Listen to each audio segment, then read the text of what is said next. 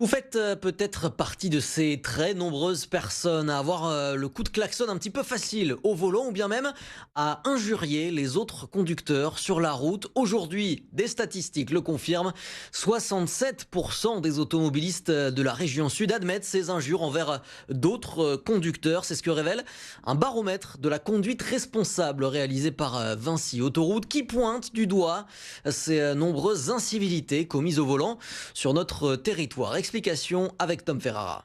Dans la région, 83% des automobilistes déclarent avoir peur du comportement agressif des autres conducteurs, comme Michael, natif des Bouches-du-Rhône. Ils sont vraiment agressifs parce que, alors, soit côté 83, c'est vraiment, on sent qu'ils sont pressés. Ils sont pressés d'aller où, je sais pas, mais ils sont pressés. Un comportement agressif qui se traduit souvent par un coup de klaxon. Nous en avons fait les frais ce matin. Ah, ça va, ça va. Pourtant, en ville, il n'est autorisé qu'en cas d'absolue nécessité sous peine d'une amende de 150 €. 54% des Provençaux interrogés klaxonnent de façon intempestive. Patrick en fait partie. Quelqu'un qui reste au feu vert, par exemple, je klaxonne pour qu'il avance. Par contre, je me fais insulter.